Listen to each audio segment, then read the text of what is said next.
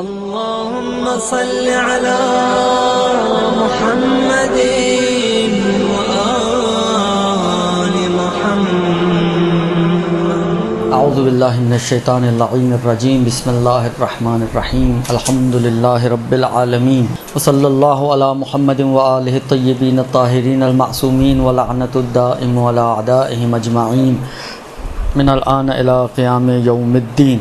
اما بعد فقد قال اللہ تبارک و تعالی فی کتابہ الکریم وقولہ الحق وہو اصدق القائلین. بسم اللہ الرحمن الرحیم. انما یرید اللہ لیذہب عنکم الرجس اہل البیت ویطہرکم تطہیرا.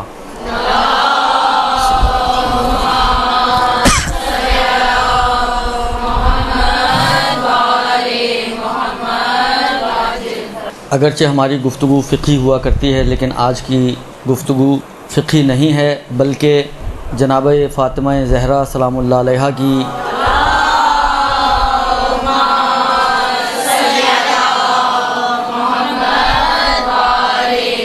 ولادت کے ایام ہیں. بعض شہروں میں آج ولادت ہے، بعض میں کل ہوگی. اللہ یہ تقدیر، بہرحال انہی کی اس مناسبت سے کچھ معروضات آپ کی خدمت میں عرض کرنے ہیں. جناب زہرا سلام اللہ علیہا کی ہستی اگرچہ زندگی بہت مختصر ہے لیکن بقول آغا وحید خراسانی کے انتہائی پربرکت زندگی، اور خود آغا کے بقول ان کی زندگی کی برکتوں میں سے ایک برکت یہ ہے کہ انہوں نے حسن و حسین، زینب و کلثوم جیسے فرزندوں کی تربیت کر کے معاشرے کے حوالے کیا. یہ فاطمہ زہرا اس آیہ تطہیر کا محور ہیں جو آپ تقریباً ہر شب جمعہ اپنے گھروں میں پڑھتی ہیں. حدیث قصہ اس کی محور جناب زہرا کو قرار دیا گیا، انہی کے ذریعے تعارف کرایا. رسول خدا صلی اللہ علیہ وآلہ وسلم کا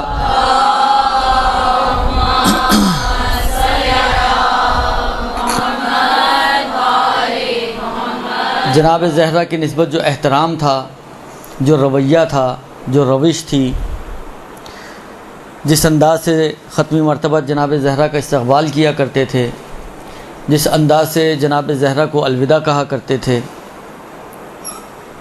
خود جس انداز سے جناب زہرا کی ولادت کے لیے اہتمام، یہ سب کچھ جناب زہرا کی فضیلت کی دلیل ہے اور جناب زہرا کے مقام و مرتبے کی دلیل ہے.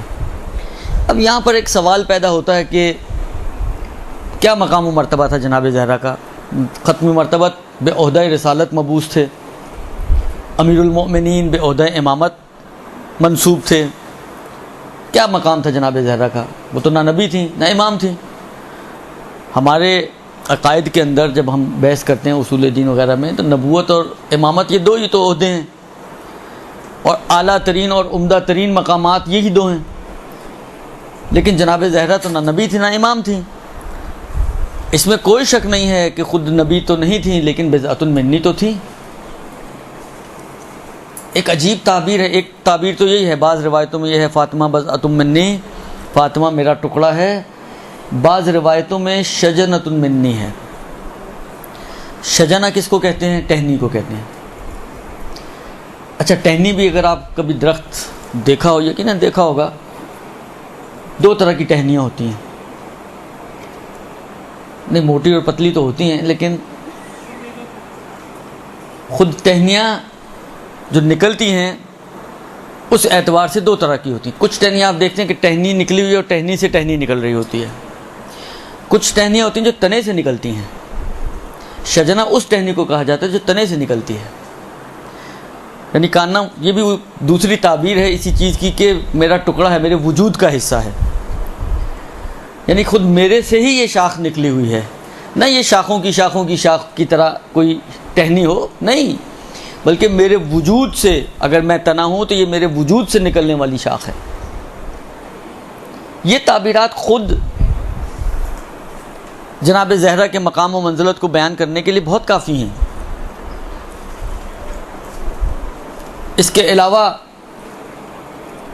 یعنی واقعاً انسان اگر سوچے تو نہیں سمجھ میں آتا انسان کی کہ یہ کیا خاتون تھی کہ جس کی رضا میں خدا کی رضا ہو اور جس کی ناراضگی میں خدا کی ناراضگی ہو. یعنی اس کا مطلب یہ ہے کہ یہ ایک ایسی ہستی ہے, ایک ایسی خاتون ہے کہ جس کی رسائی خدا تک ہے, جو مربوط ہے خدا سے, متصل ہے خدا سے, اور اس انداز سے متصل ہے کہ اس کی رضا خدا کی رضا اور اس کی ناراضگی خدا کی ناراضگی ہے.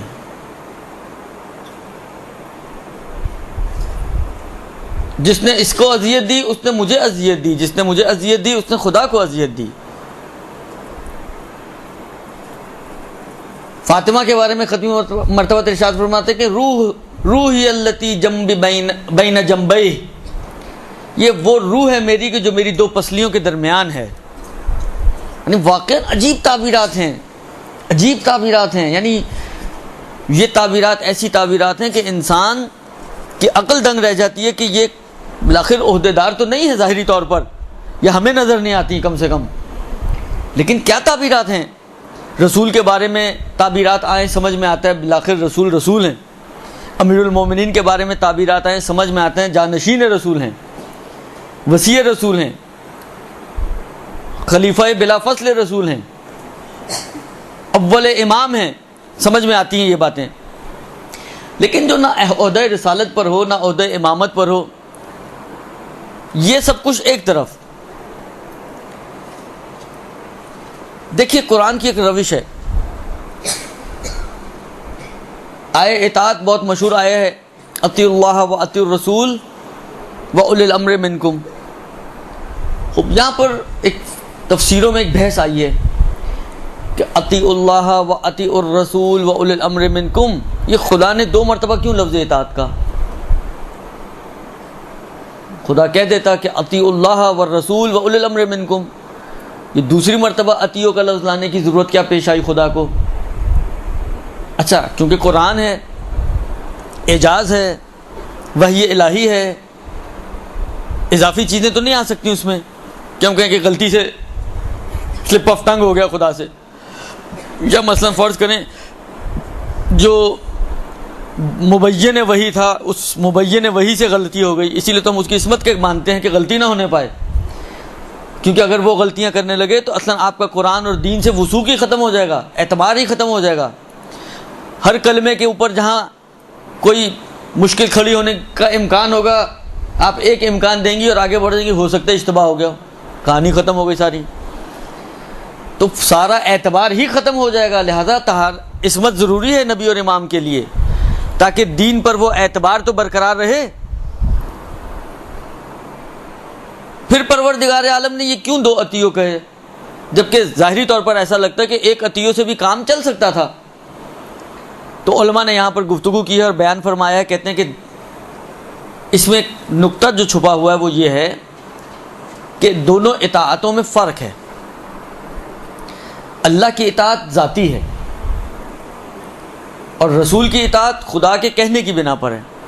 اگر یہ رسول نہ ہوتے, ایک عام انسان ہوتے, تو کیا ان کی اطاعت واجب تھی؟ نہیں واجب تھی.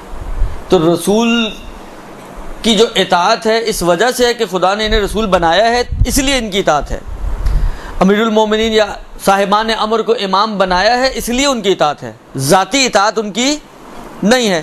تو کیونکہ 2 طرح کی اطاعتیں تھیں, اسی نقطے کی طرف اشارہ کرنا تھا قرآن کو کہ دیکھو ان اطاعتوں میں فرق ہے. ایک ذاتی اطاعت ہے, ایک ذاتی اطاعت نہیں ہے, اس عہدے کی وجہ سے جو ہم نے ان کو دیا ہے. بس اس سے اندازہ ہوتا ہے کہ کہیں پر اگر کچھ ڈفرینسز ہوں تو قرآن اس کی طرف اشارہ کرتا ہے کہ دیکھو یہاں پر کچھ فرق موجود ہے. لیکن اگر فرق نہ ہو یا فرق کو لحاظ نہ کیا گیا, بعض اوقات ممکن ہے فرق ہو لیکن خدا نے اس کو اتنا اعتبار نہیں کیا, اس کو اتنی اہمیت نہیں دی, تو وہاں پر پھر دوسرا جملہ لانے کی ضرورت نہیں ہے. ورنہ یہی کم و بیش بات وہ آئے ولایت میں بھی کر سکتا تھا, انما ولیکم اللہ ورسولہ والذین آمنوا الذین یقیمون الصلاۃ. خوب یہاں پہ بھی اگر بہت دقیق نگاہ سے دیکھیں تو ولایت جو اللہ کی ہے وہ ذاتی ہے, اور ولایت جو رسول اور ائمہ کی ہے وہ ذاتی تو نہیں ہے، خدا کی عطا کردہ ہے، لیکن یہ لحاظ نہیں رکھی گئی، اس کو اتنا اہمیت نہیں دی گئی ذاتی اور عرضی ہونے کو، لہذا ایک ہی لفظ کے ذریعے تینوں ولایتوں کا اعلان کیا گیا۔ اب یہاں پر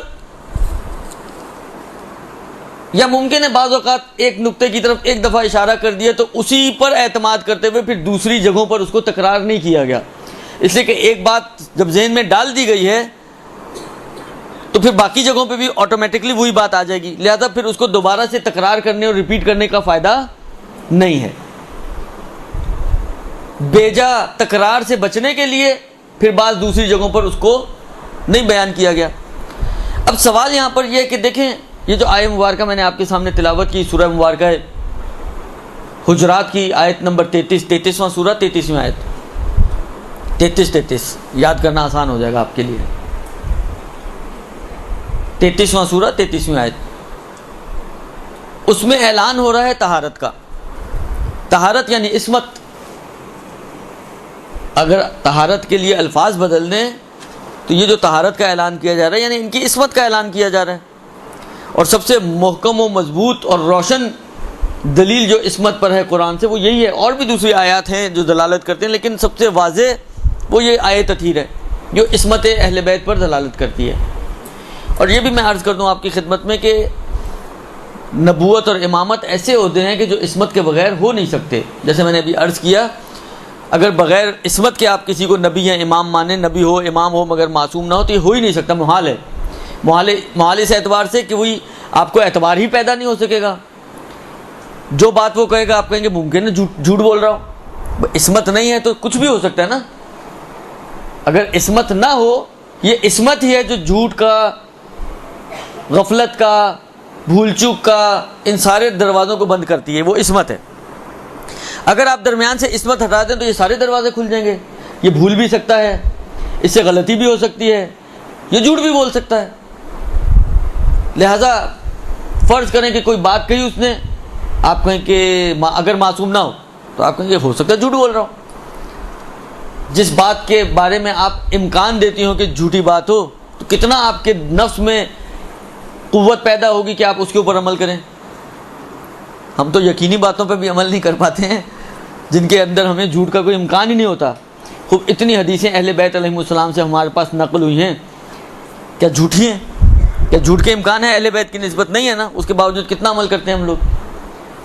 تو جہاں پر یقینی چیزیں ہیں اس میں ہم عمل نہیں کر پاتے، تو جہاں پر جھوٹ اگر بیچ میں آ جائے تو پھر ہمارے لیے تو دروازہ اور زیادہ کھل گیا اور آسانی پیدا ہو گئی۔ ابھی تو ہمارے پاس عذر نہیں ہے،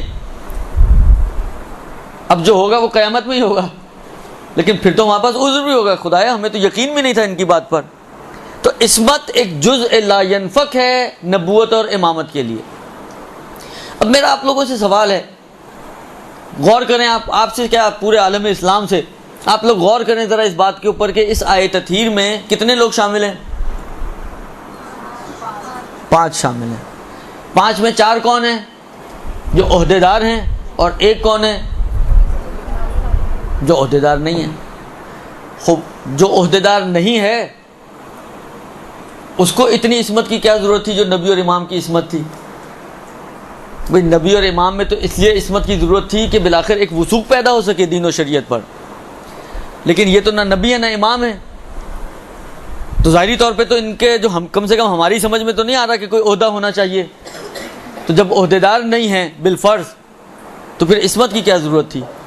اور عصمت بھی ایک ہی جیسی، ایک ہی لیول کی ہے، اس لیے کہ ایک ہی جملے کے ذریعے اعلان کیا گیا۔ یہاں پہ 2 جملے نہیں لائے کہ اشارہ ہو جائے کہ چلیں جی ایک ان کی عصمت تو عہدے والی ہے، ان کی عصمت عہدے والی نہیں ہے، لیکن بالآخر ہے۔ جس طرح مثلا ایک عصمت کبریٰ اور صغریٰ کی ہم بات کرتے ہیں کہ اہل بیت کے بعض افراد مثلا جناب زینب، جناب عباس علیہم السلام، ان کے بارے میں ہم کہتے ہیں عصمت صغریٰ کے حامل ہیں یہ لوگ۔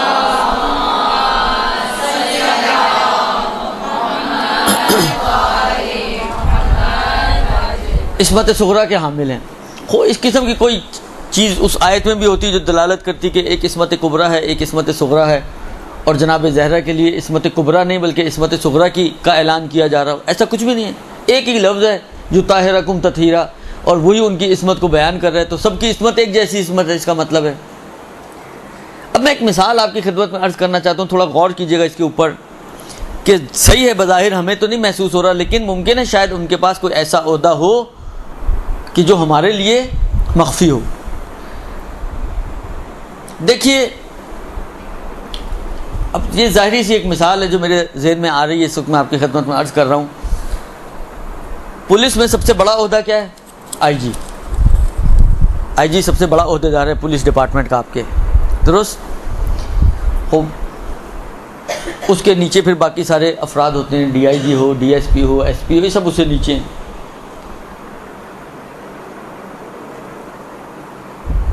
کوئی محفل ہو، کوئی پروگرام ہو، کوئی شادی کی گیدرنگ ہو، کوئی بھی ایک گیدرنگ آپ فرض کریں کسی بھی چیز کی ہو، اس میں کوئی آئی جی آیا ہوا ہو جو سویلین ڈریس میں ہو، جس کو آپ نہ پہچانتی ہوں، یعنی آپ کو نہ پتا ہو کہ یہ مثلاً اتنا بڑا عہدیدار ہے یا اس کا عہدہ کیا ہے، لیکن بالآخر ایک بڑا عہدیدار سویلین ڈریس میں وداؤٹ اینی پروٹوکول وہاں پہ پہنچا ہوا ہے۔ البتہ پاکستان میں اس کو تصور کرنا ذرا مشکل ہے، لیکن حالات فرض کر لیں، چلیں تھوڑی دیر کے لیے، مثالیں ہی ہیں نا، کیا ہے، کم سے کم مثالیں تو اچھی بنا سکتے ہیں ہم لوگ، بندے اچھے نہیں ہیں تو کیا ہو گیا۔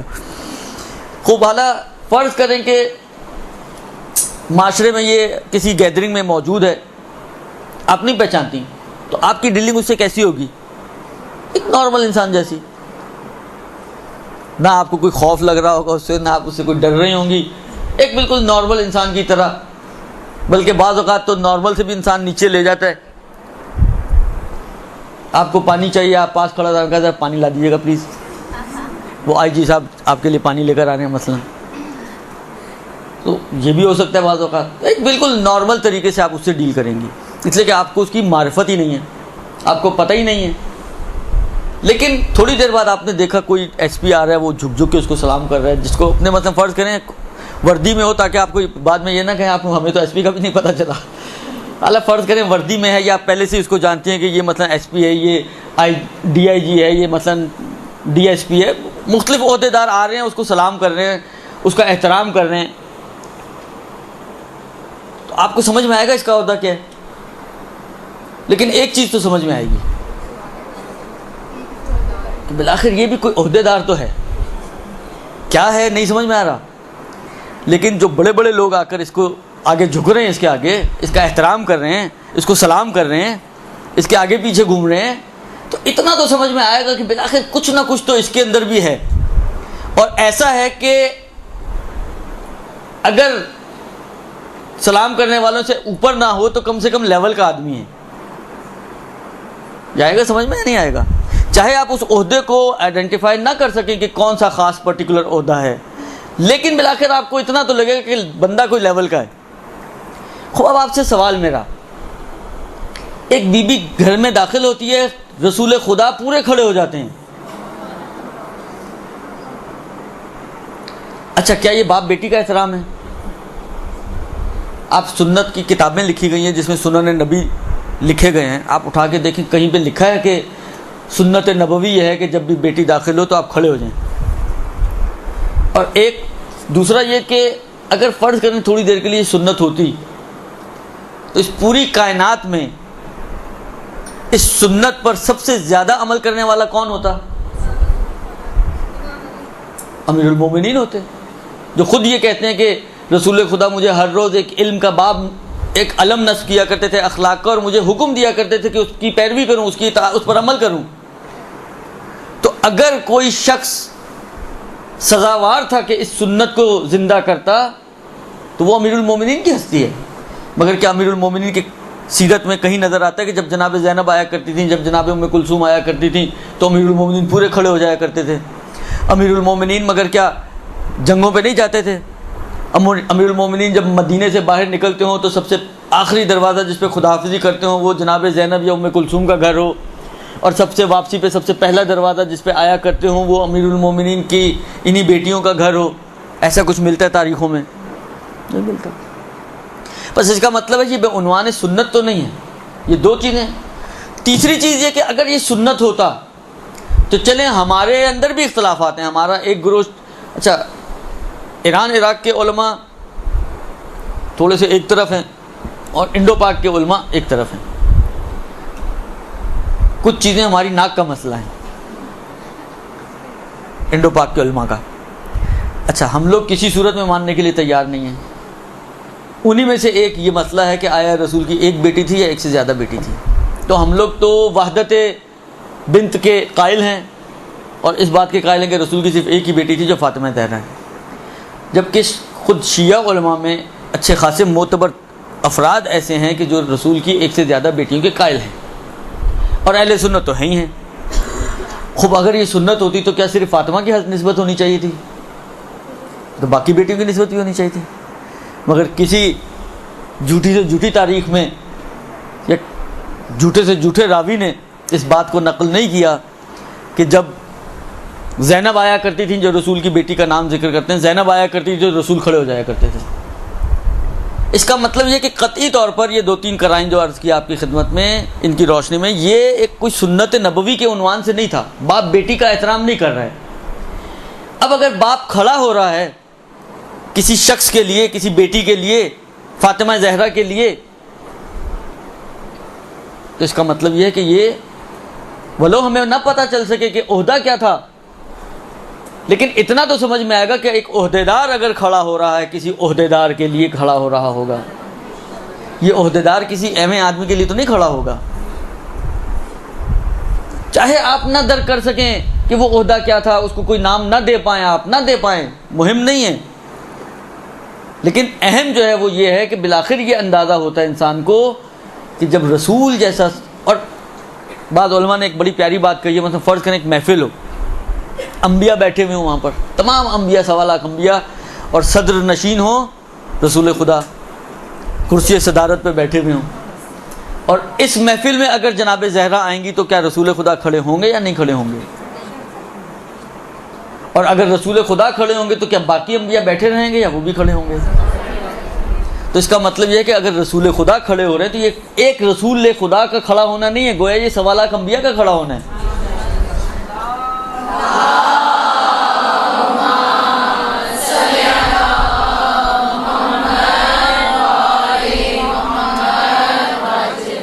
یہ 1.25 لاکھ انبیاء کا کھڑا ہونا ہے. اب سوچے انسان کہ کیا عہدہ ہوگا اس فاطمہ زہرا کے پاس کہ ایک نہیں 1.25 لاکھ انبیاء جس کا احترام کر رہے ہوں.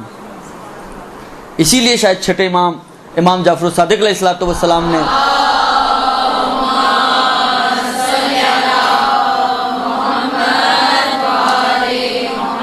سورہ قدر کی تفسیر میں تعبیر کیا ہے لیلہ یعنی فاطمہ، قدر یعنی اللہ. وما ادراک مل فاطمہ، تمہیں کیا معلوم فاطمہ کیا؟ ما ادراک، جس طرح لیلۃ القدر نہیں درک کر سکتا انسان، لیکن اسی طریقے سے انسان واقعا فاطمہ زہرا کو درک نہیں کر سکتا. ان کا کیا مقام و مرتبہ تھا رسول کی نگاہ میں، خدا کی نگاہ میں. اب جو مطلب میں نے آپ کی خدمت میں عرض کیا، کم سے کم اتنا تو طے ہو رہا ہے نا کہ دیکھیں یہ تو دوسری ادلہ ہمارے پاس ہیں کہ جو یہ بیان کرتے ہیں کہ قطعی طور پہ رسول سب سے افضل ہیں، رسول سے تو افضل نہیں کوئی ہو سکتا. اب اگر رسول احترام کر رہے ہیں فاطمہ زہرا کا تو ظاہری بات ہے رسول سے بڑا تو عہدہ نہیں ہوگا، لیکن بالآخر یہ ایک ایسا عہدیدار ہیں کہ جس کا احترام رسول بھی کر رہے ہیں، ولو ہمیں اس عہدے کا نام نہ معلوم ہو، ہمیں اس کے بارے میں کچھ معلوم نہ ہو. اور اسی وجہ سے کیونکہ ایک ایسا عہدہ ہے کہ جس کے اوپر رسول احترام کر رہے ہیں، شاید اسی وجہ سے وہ طہارت کے جو رسول کو عطا کی ہے، وہ طہارت جو علی کو عطا کی ہے، وہی طہارت خدا نے فاطمہ زہرا کو بھی عطا کی ہے. وہ تو ظاہری عہدیدار ہیں لیکن یہ باطنی عہدیدار ہیں، اور اسی عہدے کا یقیناً تقاضا ایسا ہوگا کہ فاطمہ زہرا کو بھی اسی عصمت کا حامل ہونا چاہیے جو امیر المومنین کی جس عصمت کے حامل ہیں. اب یہیں پر اگر آپ تھوڑا سا اور غور فرمائیں، ایک اور بات میں آپ کی خدمت میں عرض کرنا چاہوں گا. دیکھیں بس یہ تو ثابت ہو گیا کہ فاطمہ زہرا بھی بالآخر ایک مقام و منزلت کی حامل ہیں، اور ایسا مقام و منزلت کہ ان اللہ یغضب لغضب فاطمہ ویرضی لرضاہا، ایسا مقام و مرتبہ ہے ان کا کہ ان کی خوشی و ناراضگی میں خدا کی خوشی و ناراضگی چھپی ہوئی ہے. ان کو خوش کر لیا گویا خدا کو خوش کر لیا، ان کو ناراض کر دیا یعنی خدا کو ناراض کر دیا۔ میں نے عرض کیا نا کہ اس میں کوئی اختلاف نہیں ہے شیعہ سنی میں کہ سب سے افضل ترین مخلوق جو اس کائنات کی ہے وہ ختمی مرتبت کی ہستی ہے۔ یعنی اگر کسی بھی انسان کو دیا جائے کاغذ و قلم کہ ایک لسٹ بناؤ اور فضیلت کے مراتب کے اعتبار سے 1 2 3 4 5 6 افراد لکھنا شروع کرو، تو بغیر کسی تردد کے ہر انسان سب سے پہلے جس شخص کا نام لکھے گا وہ ختمی مرتبت کی ہستی ہے۔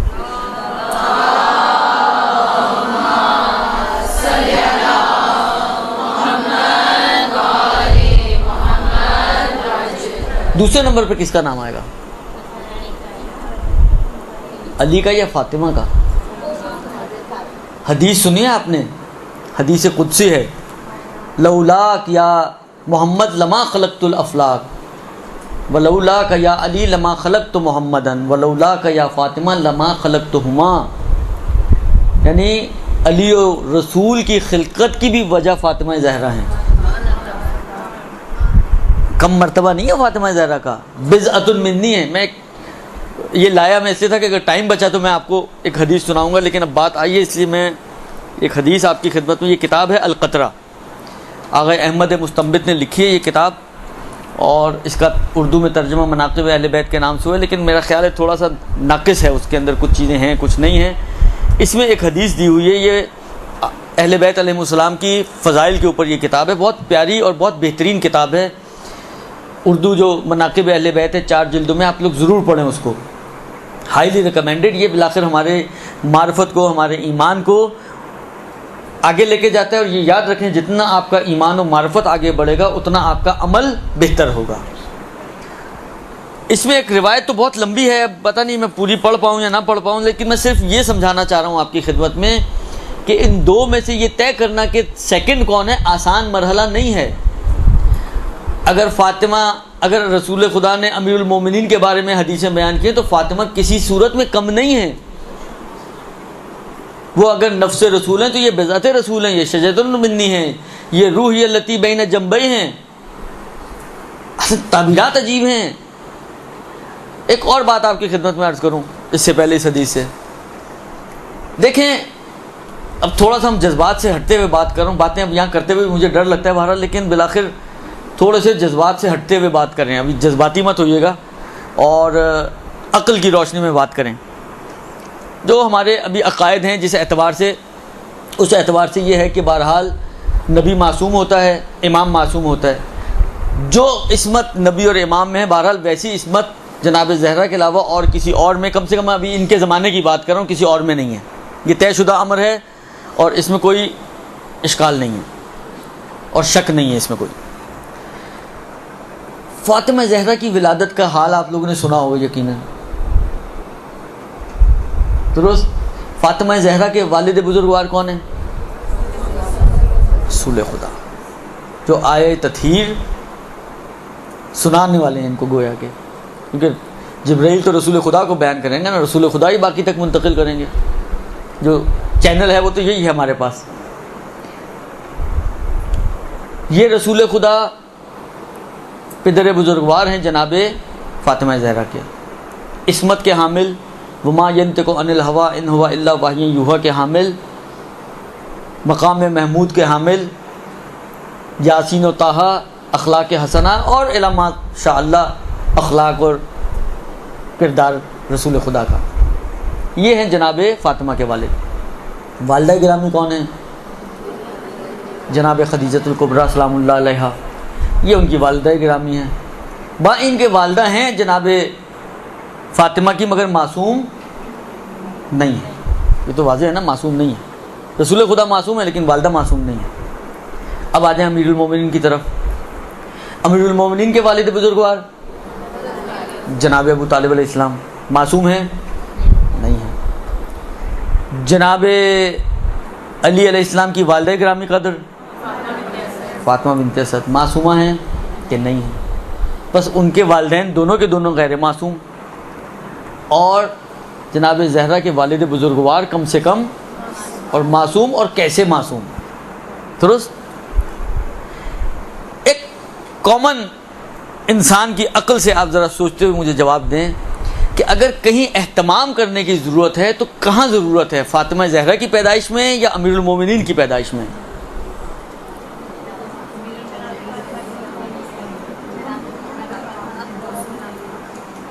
امیر المومنین میں گنجائش زیادہ ہے، اس لیے کہ ان کے والد تو بہرحال معصوم تو نہیں ہے نا۔ جب معصوم نہیں ہیں تو میں نے کہا بہت سارے دروازے کھل جاتے ہیں، نہ کریں اور بات ہے، لیکن دروازے تو کھل جاتے ہیں نا۔ لیکن جہاں پر معصوم ہے وہاں کس چیز کا دروازہ کھلا ہے؟ آیا کوئی حرام غذا کھائیں گے؟ آیا کوئی مشتبہ غذا کھائیں گے؟ آیا مثلا فرض کریں کہ سارا دن جو ہے خدا نخواستہ کوئی غلط کام حرکتیں انجام دیں گے؟ کچھ بھی نہیں ہے، پہلے ہی معصوم ہے۔ تو اگر اہتمام کی گنجائش ہے اور ضرورت، یہ تو ہماری عقل ہے نا، وہ تو خدا بہتر سمجھتے ہیں کہ کہاں ضرورت ہے، لیکن میں صرف مطلب سمجھانے کے لیے عرض کر رہا ہوں کہ اگر کہیں ظاہری طور پہ جو ہماری سمجھ میں آتا ہے، اگر کہیں ضرورت تھی تو وہ امیر المومنین کی ولادت میں ضرورت تھی، نہ فاطمہ زہرا کی ولادت میں، کہ اتنا اہتمام کیا گیا، 40 دن تک منقطع کر دیا، جناب خدیجہ کو پیغام بھیجوا رہے رسول خدا کہ اے خدیجہ میرا تم سے جدا ہونا کسی ناراضگی کی بنا پہ نہیں ہے بلکہ امر خدا کی بنا پر ہے۔ 40 دن تک دن بھر روزہ رکھتے ہیں، رات بھر عبادتیں کرتے ہیں، جب 40واں دن آتا ہے تو پروردگار عالم کی طرف سے حکم، جنت سے کھانا آ رہا ہے، اسپیشلی کھانا آ رہا ہے، اور حکم دیا جا رہا ہے کہ اس میں کسی کو شریک نہیں کرنا، اور کھانا کھانے کے بعد حکم دیا جا رہا ہے آج کی عبادتوں کو چھوڑ دو اور چلے جاؤ خدیجہ کے پاس، اور اس غذا کے ذریعے سے جناب خدیجہ اس دنیا میں وجود آ رہی ہیں۔ اتنا اہتمام کیا جا رہا ہے، جبکہ گنجائش تو ادھر زیادہ تھی۔ یہ خود بتا رہا ہے کہ جناب زہرا کے لیے جو اتنا اہتمام کیا جا رہا ہے، با ان کی ضرورت ادھر زیادہ محسوس ہو رہی ہے، کا مطلب ہے کہ جناب زہرا میں ایک ایسی خصوصیت تھی جو پروردگار عالم با ان کے باپ معصوم ہے اس کے باوجود اس کے لیے اہتمام کر رہا ہے۔ لہذا حضرت زہرا، یعنی اگر واقعاً آپ ترازو کے پلڑوں میں رکھ دیں، واقعاً میں جو بھی اہل تتبع ہے جس نے حدیثیں دیکھی ہیں دونوں کی شان میں، محسوس کرے گا کہ پلڑا برابر ہے، دونوں کا کم نہیں ہے۔ سب سے بڑی دلیل اس بات کی کہ دونوں کا پلڑا برابر ہے، مگر کیا رسول خدا نے فاطمہ زہرا کے بارے میں نہیں کہا کہ اے فاطمہ اگر علی نہ ہوتے تو پوری دنیا میں تیرا کوئی کف نہ ہوتا؟ کف کسے کہتے ہیں؟ ہم پلہ۔ اس کا مطلب ہے اگر اس پوری کائنات میں کوئی ہم پلہ فاطمہ ہے تو وہ علی ہے۔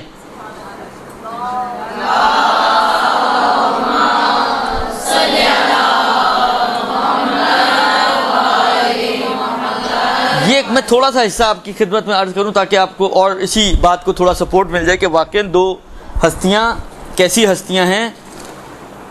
یہ ایک گفتگو ہے جو شیخ فقی ابو الفضل شاذان بن جبرائیل کمی کتاب فضائل میں نقل کرتے ہیں۔ ایک روایت ہے، کہتے ہیں کہ امیر المومنین ایک روز جناب زہرا کے ساتھ بیٹھے ہوئے تھے اور دونوں بیٹھے کھجوریں کھا رہے تھے، اور دونوں کے درمیان بیٹھے بیٹھے ساتھ ساتھ کھا رہے ہیں اور ساتھ ساتھ گفتگو شروع ہو گئی۔ علی نے فرمایا کہ اے فاطمہ، پیغمبر مجھ سے زیادہ محبت رکھتے ہیں۔ یہ جس طرح ہماری بعض اوقات ہوتی ہے نا مکالمات، یہ اسی ٹائپ کا مکالمہ ہے، لیکن بہرحال یہ بات چیزیں ایسی ہوتی ہیں کہ حق کو پہنچانے کے لیے۔ کہا اے فاطمہ، پیغمبر مجھے زیادہ محبت رکھتے ہیں مجھ سے تمہاری نسبت۔ فاطمہ نے کہا عجیب بات ہے، یہ کیسے ہو سکتا ہے کہ وہ آپ کو زیادہ آپ سے محبت رکھتے ہوں جبکہ میں میوہ قلب رسول ہوں، میں وہی ان کے سمجھے ان کے تنے کی ایک شاخ ہوں، شاید اسی روایت کی طرف اشارہ ہو۔ اور ان کی البتہ اس روایت میں یہ ایک جملہ ہے کہ میرے علاوہ ان کی کوئی اولاد نہیں ہے، یعنی اکلوتی اولاد ہوں، یہ روایت میں یہ ہے جملہ۔ تو کیسے ہو سکتا ہے کہ وہ مجھے چھوڑ کر آپ سے زیادہ محبت رکھتے ہوں؟ علی نے فرمایا کہ اے فاطمہ، اگر میری بات نہیں قبول کرتی ہو تو چلو ہم رسول خدا کے پاس چلتے ہیں، ان سے تصدیق کروا لیتے ہیں کہ وہ کیا فیصلہ کرتے ہیں۔ اب آئے دونوں رسول خدا کی خدمت میں، اور جناب زہرا نے گفتگو شروع کی اور فرمایا کہ اے رسول خدا، ہم دو میں سے آپ کس سے زیادہ دوست رکھتے ہیں یا کس سے زیادہ محبت کرتے ہیں، مجھ سے یا علی سے؟ پیغمبر بھی پیغمبر ہیں، بالآخر دیگر علم لدنی کے مالک ہیں۔ پیغمبر نے فرمایا کہ انت احب و علی اعز منک، تم مجھے سب سے زیادہ محبوب ہو اور علی مجھے سب سے زیادہ عزیز ہیں۔ یہ خود بتا رہا ہے کہ دونوں کاننا پیغمبر کی نگاہ میں بھی مساوی ہیں، کہ تم محبوب ہو اور علی عزیز ہیں۔ اس کے بعد پھر ان دونوں کے آپس کے مکالمات کہ بھائی میری یہ فضیلت، ایک فضیلت امیر المومنین اپنی بیان کرتے تھے، مقابل میں جناب زہرا اپنی بیان کرتی تھی، وہ اپنی بیان کرتے تھے، وہ اپنی بیان کرتی تھی، تو دونوں اپنی اپنی فضائل کو بیان کرنا شروع کیا۔ فرمایا کہ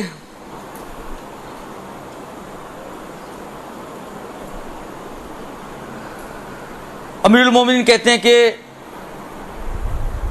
آیا میں نے تمہیں نہیں بتایا کہ میں فاطمہ با تقویٰ کا بیٹا ہوں، یعنی فاطمہ بنت اسد۔ فاطمہ نے کہا کہ میں بھی خدیجہ کی بیٹی ہوں۔ کہا کہ میں صفا کا فرزند ہوں۔ فرمایا کہ میں سدرۃ المنتہا کی بیٹی ہوں، کہ بہشت میں سب سے بلند ترین درجہ اور مقام ہے سدرۃ المنتہا۔ پھر علی نے فرمایا کہ میں تمام عالموں کے لیے، جہانیوں کے لیے جو ہے ان کا افتخار ہوں۔ فاطمہ کہتی ہیں کہ میں اس کی بیٹی ہوں کہ جو خدا سے اتنا قریب ہو گیا کہ قاب قوسین او ادنی دنوا، اتنا فاصلہ رہ گیا، میں اس کی بیٹی ہوں۔ علی نے کہا کہ میں پاک دامن عورتوں کا فرزند ہوں۔ فاطمہ نے کہا کہ میں صالح اور مومنہ عورتوں کی بیٹی ہوں۔ علی نے کہا کہ میرے خدمت گزار جبرائیل ہیں۔ فاطمہ نے کہا کہ میرا عقد، خطبہ عقد جو ہے میرا آسمان میں راحیل نے پڑھا، راحیل دارن کسی فرشتے کا نام ہوگا، اور فرشتگان گروہ در گروہ میری خدمت کے لیے آیا کرتے تھے۔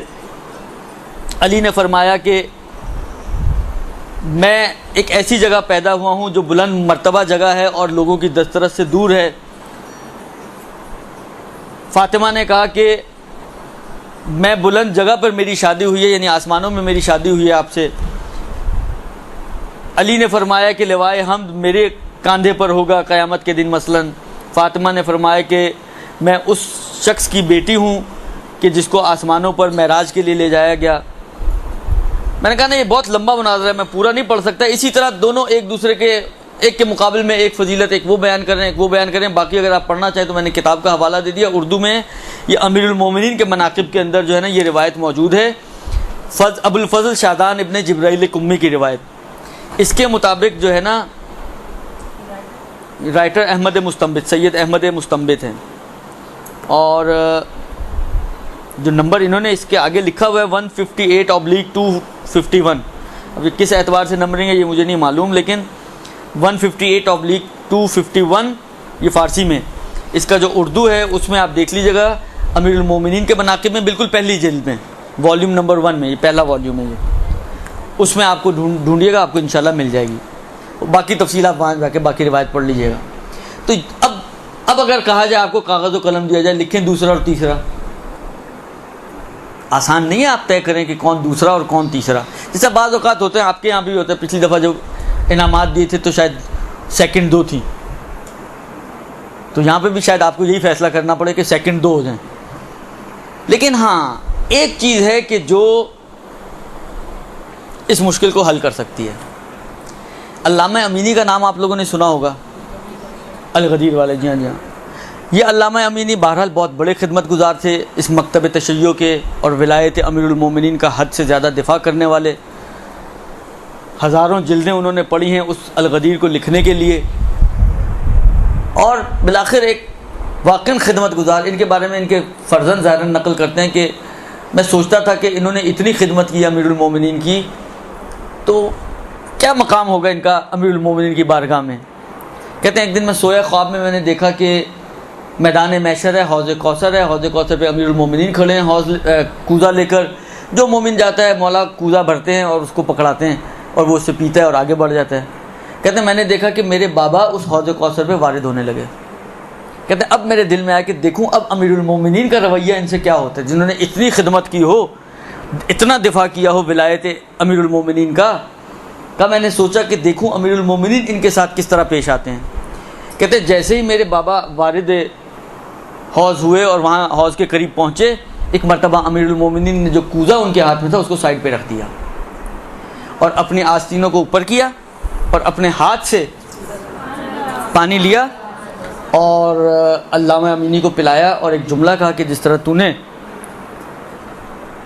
مجھے روح سفید کیا ہے خدا تجھے روح سفید کرے. یہ علامہ امینی ہے. واقعاً اتنی بڑی خدمت ہے ان کی.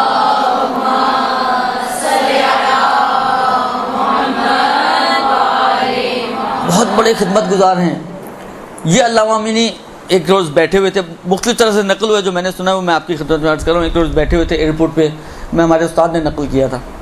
ایئرپورٹ پہ بیٹھے ہوئے تھے تو کچھ اہل سنت کے علماء یا طلاب جو بالآخر اہل علم سے تعلق رکھتا تھا وہ انہوں نے ان کو پہچان لیا اور آئے ان کے پاس, آ کے کہا کہ آپ علامہ امینی ہیں؟ کہا میں علامہ امینی ہوں. کہا کہ آپ نے بڑی خدمت کی ہے اور بہت آپ نے کتابیں لکھی ہیں. ہمارے پاس ٹائم زیادہ نہیں ہے, ہم آپ کو صرف 5 منٹ دے سکتے ہیں. اس 5 منٹ میں آپ کیا ہمارے لیے علی کی حقانیت کو ثابت کر سکتے ہیں؟ اب جس کے پاس علم کتنا ہو, چھلکتا ہوا ہو, ٹھاٹھے مارتا ہوا دریا ہو, اب اس کو کہا جائے 5 منٹ میں آپ نے اس میں سے کچھ نکالنا ہے اور ثابت کرنا ہے کہ علی حق پر تھے, تو آسان کام نہیں ہوتا. لیکن بہرحال کہا کہ ٹھیک ہے میں کوشش کرتا ہوں, بیٹھو. بٹھا لیا ان کو. اب انہوں نے کچھ ایسی روایتیں کہ جن کو سنی بزرگ علماء نے نقل کیا تھا ان کو کوٹ کیا اور اس سے اقرار لیا کہ ہاں یہ روایت صحیح ہے اور ان کی کتابوں میں موجود ہے اور یہ لوگ مانتے ہیں. مثلاً وہی فاطمہ بضعۃ منی مانتے ہو یا نہیں مانتے ہو؟ رسول نے کہا ہاں مانتا ہوں, ہماری کتابوں میں موجود ہے, ہمارے علماء نے لکھی ہے. ٹھیک ہے, سائڈ میں. ان اللہ یغضب لغضب فاطمہ و یرضی لرضاها, یہ نقل ہوئی ہے. ہاں نقل ہوئی ہے, ہماری کتابوں میں موجود ہے. سائڈ میں رکھ دیا. فاطمہ جنت کی عورتوں کی رشتہ دار ہیں. یہ 4-5 اس قسم کی روایتیں ہیں کہ جن سے یہ طے ہو جائے, یعنی کنفرم ہو جائے کہ فاطمہ ایک جنتی خاتون ہے. اقرار لیا. اس کے بعد کہا کہ اچھا یہ بتاؤ کہ یہ روایت تمہارے پاس موجود ہے کہ پیغمبر نے فرمایا من مات ولم یعرف امام زمانے ہی مات میتۃ جاہلیہ, کہ جو مر جائے اور اپنے زمانے کے امام کو نہ پہچانے تو وہ جہالت کی موت مرا. کہاں یہ روایت بھی ہماری کتابوں میں موجود ہے اور ختم مرتبت سے, اور ہمارے علماء نے نقل کیا ہے, بالکل یہ روایت موجود ہے اور صحیح ہے. کہا صرف اتنا بتا دو کہ جب فاطمہ اس دنیا سے گئیں تو ان کا امام کون تھا. اب یہ وہ نقطہ ہے کہ کھڑے ہوئے, وہ شکریہ ادا کیا اور وہاں سے چلے گئے. اور یہی وہ چیز ہے کہ جو فاطمہ سے امیر المومنین کو ایک قدم آگے لے جاتی ہے, کہ امیر المومنین اس ہستی کا نام ہے کہ جس کی بیعت کا طوق فاطمہ کی گردن میں بھی ہے.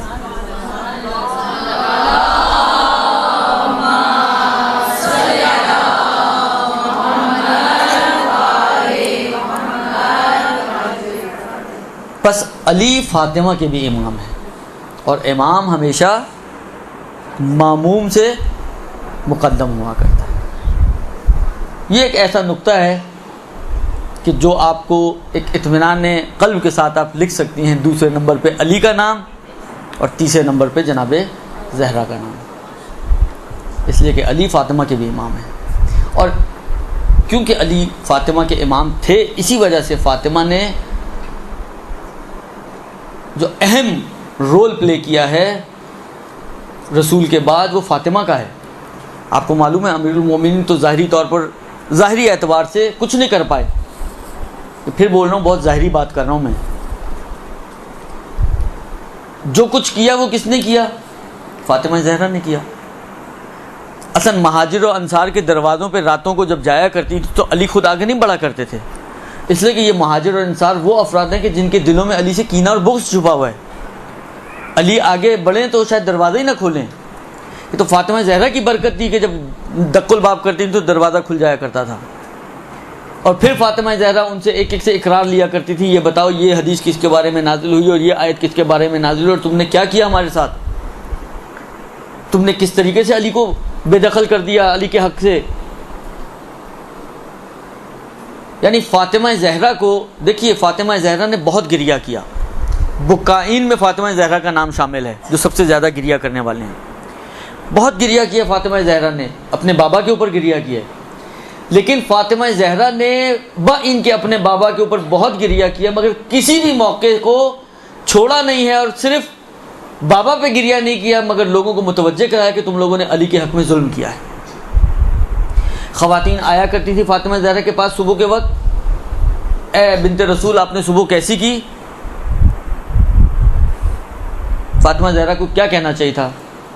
میں بہت زیادہ اداس ہوں، میں بہت زیادہ غمگین ہوں، میرے بابا بہت یاد آتے ہیں، بابا مجھے چھوڑ کے چلے گئے۔ ممکن ہے یہ بھی کہتی ہوں، لیکن فاطمہ زہرا ان کو کہتی تھی تمہارے مردوں نے میرے شوہر کے ساتھ اچھا نہیں کیا، تمہارے مردوں نے علی کے ساتھ اچھا نہیں کیا۔ بیت الحزن میں گریہ کرتی ہیں، ادھر علی کے حق کو یاد کر رہی ہیں۔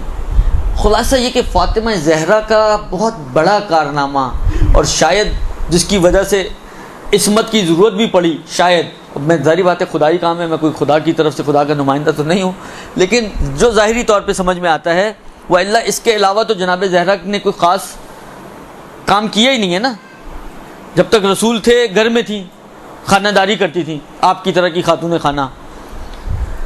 رسول کے بعد ہی یہ 75 یا 95 دن وہ عرصہ ہے کہ جس میں جو کچھ کیا فاطمہ زہرا نے کیا ہے، اور کتنا بڑا کمال کیا فاطمہ زہرا نے، اتنا بڑا کمال کیا کہ فاطمہ زہرا نے ان 75 اور 95 دنوں کے میں تک قیامت لوگوں کی ہدایت کے اسباب مہیا کر دیے ہیں۔ آپ اٹھا کے دیکھیں، جو لوگ مستبصر ہوتے ہیں، سنی سے شیعہ ہوتے ہیں، وہ کہاں آ کے شیعہ ہوتے ہیں؟ وہ فاطمہ زہرا کے دروازے پر آتے ہیں تو شیعہ بنتے ہیں۔ آئمہ نے اپنی جو کوششیں کی ہیں وہ سب اپنی جگہ پر ہے، وہ ان کا وجود، خود وجود ہونا ہی ضروری ہے ان کا، وہ ایک الگ بحث ہے۔ لیکن فاطمہ زہرا نے جو کارنامہ انجام دیا ہے وہ اتنا بڑا کارنامہ انجام دیا ہے کہ قیامت تک کے لوگوں کی ہدایت کے اسباب مہیا کر دیے۔ اگر کوئی ہدایت چاہتا ہے آ جائے فاطمہ زہرا کے دروازے پہ، نہ ہدایت ملے تو پھر بولے۔ یعنی ممکن نہیں ہے کوئی ہدایت لینے، ہاں کوئی ہٹ درمی کرنے کے لیے آئے ایک الگ بحث ہے، کوئی ہدایت کا متلاشی ہو، حق کا تلاش کرنے والا ہو، حق جو انسان ہو، وہ فاطمہ زہرا کے دروازے پہ آئے اور حق تک نہ پہنچ سکے اور ہدایت حاصل نہ کر سکے، یہ ممکن نہیں ہے۔ وہ کارنامہ انجام دیا فاطمہ زہرا نے۔ تو یہ جناب زہرا کی زندگی، مختصر سی زندگی لیکن پربرکت زندگی، اس 75 اور 95 دن میں ہدایت کے دروازے کھول دیے، حق اور باطل کو دنیا والوں کو دکھا دیا کہ حق کہاں ہے، باطل کہاں ہے، اہل کون ہے، نا اہل کون ہے، اس منصب امامت اور خلافت کی نسبت کون ہے جو جانشین رسول بن سکتا ہے، کون ہے جو اس کرسی رسول پر بیٹھ سکتا ہے۔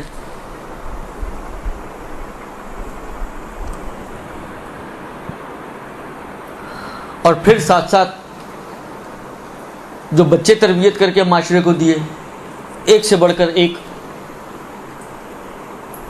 2 بچے امام بن رہے ہیں، اور 2 بچیاں اگرچہ امام نہیں ہیں لیکن بہرحال شریکت الحسین بھی ہیں، ثانیہ زہرا بھی ہیں، یعنی دونوں سروں سے مربوط ہیں، ادھر حسین سے تو ادھر فاطمہ سے۔ اور جب یہ خطبہ دیتی ہیں دربار میں تو اس انداز میں خطبہ دیتے ہیں کہ اگر نابینا صحابی بیٹھا ہو تو اس کو علی یاد آ جائے کہ یہ آواز تو عورت کی ہے لیکن انداز بالکل علی جیسا ہے۔ تو اس طرف سے علی سے بندھی ہوئی ہیں، یہ ہے زینب کبریٰ، یہ ہے ثانیہ زہرا۔ جو ثانیہ زہرا ایسی ہوگی تو اصل زہرا کیسی ہوگی؟ جس ثانیہ زہرا کا یہ کمال ہوگا تو اصل زہرا کا کمال کیا ہوگا؟ اس تک تو واقعاً وما ادراک مل فاطمہ، ہماری عقلیں درک نہیں کر سکتی کہ فاطمہ کیا ہے۔ تو یہ ایک سوال آیا ہے کہ جناب فاطمہ بضعۃ منی کے لفظی معنی، یہ جگر کا ٹکڑا صحیح معنی نہیں ہے، فاطمہ میرا ٹکڑا ہے۔ جگر کا ٹکڑا، جگر خود ایک جز ہے تو جز کا جز بن جائے گا، اگرچہ بالآخر ممکن ہے اثرات کے اعتبار سے اتنا فرق نہ پڑتا لیکن ایگزیکٹ معنی نہیں ہے۔ فاطمہ میرا ٹکڑا ہے، اس میرے ٹکڑا ہونے میں بھی بہت کمالات چھپے ہوئے ہیں، یعنی جتنے کمالات رسول کے ہیں ان سب میں فاطمہ شریک ہیں۔ ٹکڑا ہونے کا مطلب یہی ہوتا ہے نا، ٹکڑا ہونے کا مطلب یہی ہوتا ہے کہ جو اصل کے मतलब फ़र्ज़ करें, मैं बाब अब समझाने के लिए इसे फ़र्ज़ कर रहा हूँ, मतलब एक सेब लें आपने उसका एक टुकड़ा लिया, दुरुस्त। अगर ये टुकड़ा मीठा है तो उसका मतलब है सेब भी मीठा है। सेब मीठा होगा, टुकड़ा मीठा होगा। सेब खट्टा होगा, टुकड़ा खट्टा होगा। सेब पका होगा तो टुकड़ा भी पका हुआ होगा, वो कच्चा होगा तो ये भी कच्चा होगा। यानी उस असल के सारे असरात इस टुकड़े पर आएंगे। ये नहीं हो सकता कि पूरा सेब जो है वो मीठा है तो ये टुकड़ा खट्टा है। जैसा वो होगा वही होगा, वही उसके ही असरात इसके अंदर होंगे। इस ताबीर में हुस्न इतना है कि फ़ातिमा मेरा टुकड़ा है। यानी अगर रसूल इल्म के मैदान में, हिल्म के मैदान में, शुजाअत के मैदान में, करम के मैदान में, शरफ़ के मैदान में, जिस मैदान में भी ले लें, जो भी खुसूसियत रसूल के अंदर मौजूद हैं, उस खुसूसियत में फ़ातिमा ज़हरा रसूल की शरीक है। फ़ातिमा ज़हरा रसूल की शरीक।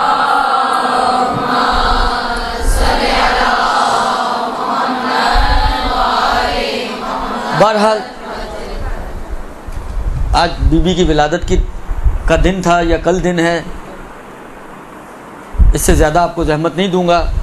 आखिर में खुदा की बारगाह में हम इस बीबी के तवस्सुत से और वसीले से दुआ करेंगे कि परवरदिगारा तुझे मोहम्मद वाले मोहम्मद का वास्ता, इस बीबी का वास्ता, इन बाबरकत दिनों का वास्ता, तमाम मोमिन व मोमिनात की परेशानियों को दूर फरमा, तमाम मोमिन व मोमिनात की मुश्किलात को हल फरमा, ख़ास तौर पे पाकिस्तान में अमन व अमान कायम फरमा, पाकिस्तान के मोमिनीन की जान माल इज़्ज़त आबरू की अलल खुसूस और तमाम जहान के मोमिनीन की अलल उमूम हिफाजत फरमा, बेहक़ मोहम्मद वाले मोहम्मद हौज़ात इल्मी और मनाज़िर निज़ाम की हिफाजत फरमा।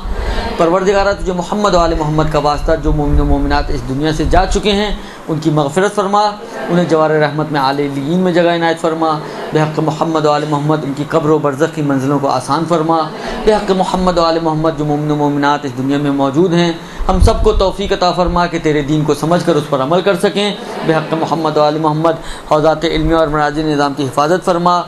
बेहक़ मोहम्मद वाले मोहम्मद जो मोमिन व मोमिनात बीमार हैं, जिन्होंने ख़ास तौर पे इल्तिमास दुआ कहा है, एक मोमिना है उनकी बीमारी का मसला है, एक बच्ची है उसकी बीमारी का मसला, और जितने भी मोमिन व मोमिनात हाज़िर हैं महफ़िल, इनके घर वालों में से, इनके मुताल्लिक़ीन में से जो भी बीमार हैं, परवरदिगार तुझे फ़ातिमा ज़हरा का वास्ता, उन सबको शिफ़ाए कामिला और आजिला अता फ़रमा। हम सबको इमाम के आवान व अंसार में से करार दे, इमाम के दिल को हमसे राज़ी व खुशनूद फरमा, इमाम के ज़ुहूर में ताजील फरमा। रब्बना तक़ब्बल मिन्ना इन्नका अंतस समीउद दुआ बिरहमतिका या अरहमर राहिमीन।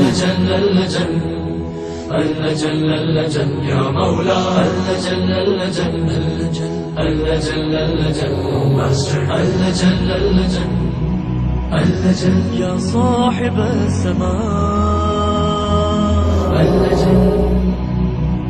اللجن